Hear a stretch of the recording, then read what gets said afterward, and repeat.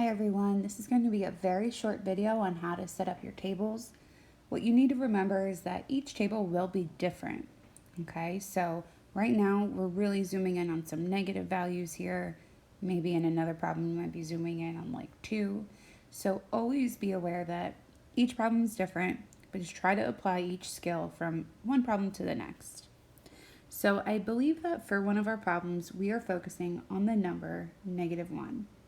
And we're trying to set our table up for our limit as we're approaching -1. So I want to show you your quick little setup on top. You can do a horizontal or a vertical table. It doesn't really matter. Generally, I just keep it horizontal so it just fits on one line in my notebook. All right, that should be enough spots there. So we have 1 in the center, -1 in the center. And we don't know what we're going to get out. So we need to choose what values we need to plug into our table. So I have a hint down here already written out, and it says always start with a 0.1 difference. Now this is going to be the furthest away, so a 0.1 difference. So if you're looking at my number line right now, you see that there's a lot of numbers here because it's really zoomed in and we're really dialing in on these really small decimals now.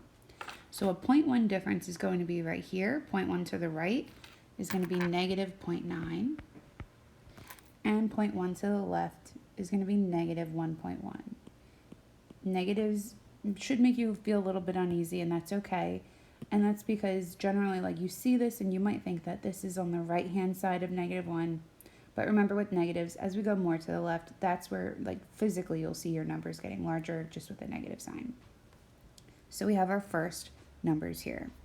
So now we can say, okay, we have our hundredths. Now we can take another step in. I think I have too many spots over here, so let's just fix this real quick before we get going. All right, and this is -0.9. All right. So now we can continue to fill in our table, and you can use this number line. This was just something I went to Desmos. I just kept zooming in on my x-axis, and this is where I found this image. So you could do the same thing. So now we want to get a little bit closer. So we were going by tenths. Now we're going to switch that up, and now we're going to go by hundredths. So when I get a little bit closer, you can see right now that this number line is in hundredths, right? So this would be like -9.1, 9.2, 9.3, 9.4, -9.5, 9.6, 9.7, 9.8, 9.9. So there we go. So you can see that we have moved closer from the right-hand side. And this is now -9.9. So I can fill that in, -9.9.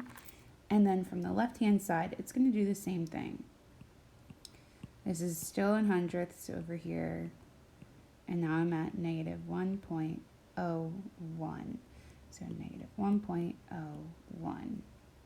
Okay. Essentially, right now, if you want to try to look for a pattern on our right-hand side, we're kind of adding decimals by replacing it with 9s because we're getting closer to 1. And on the left-hand side, we're adding decimals and replacing the spaces with 0s because we're trying to get closer to -1 from the left. So just barely greater than -1. Or sorry, less than -1. So now we have to take it in a little bit further. So if I could zoom in, and I'm just going to zoom in for a second here.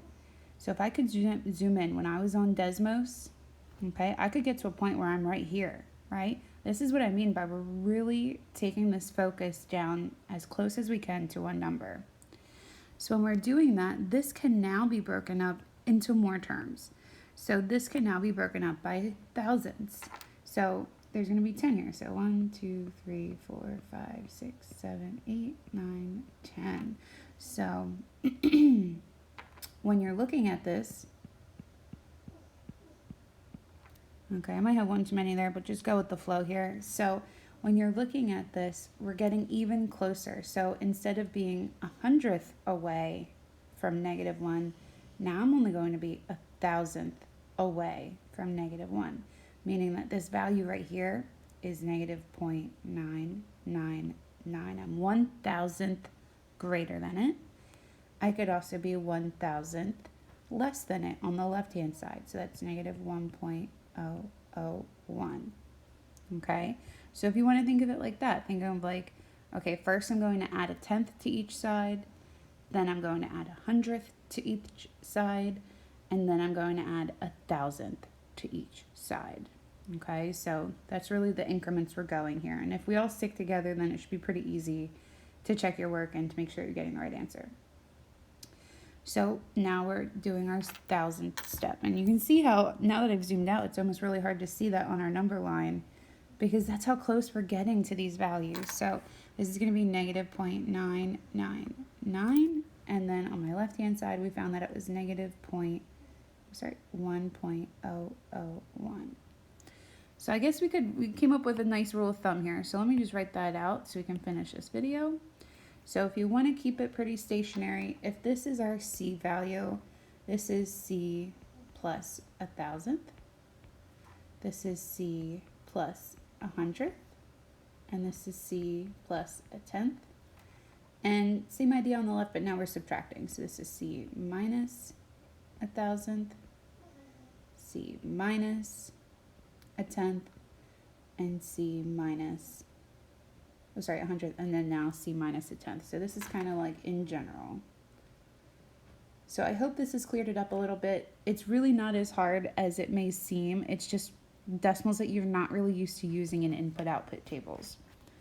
Think it through clearly. Think it through like a very numeric mind of what's greater, what's less, what's on the left, what's on the right, and you should be good to go.